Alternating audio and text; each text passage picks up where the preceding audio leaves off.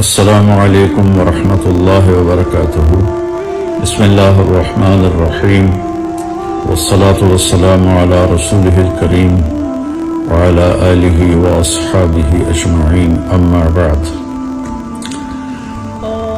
میرے محترم بھائیوں بہنوں، اہل پاکستان، پوری امت مسلمہ، اس وقت جو ہمارے فلسطینی بھائی، بچے اور عورتیں شہید ہو رہے ہیں، ان کے لیے تو بہت بڑی خوشخبری ہے کہ جنت الفردوس کے مالک بن گئے۔ جو ان پہ ظلم و ستم ہو رہا ہے، اس کے لیے پوری امت گناہگار ہے، لیکن ہماری بے بسی ہے۔ اللہ تعالیٰ ان سب کے اپنے غیب سے مدد فرمائے۔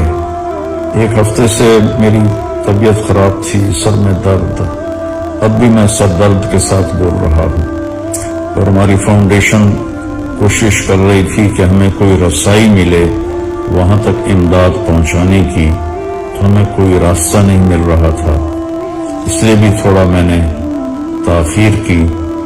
تو اب اللہ نے ہمیں ایک راستہ دیا ہے، ایک دوسری فاؤنڈیشن کے ساتھ مل کر انشاءاللہ ہمارے پاس جو بھی آپ کی امانت آئے گی وہ ہمارے سب سے زیادہ حقدار اور مظلوم بہن بھائی، بیٹے بیٹیوں تک پہنچے گی۔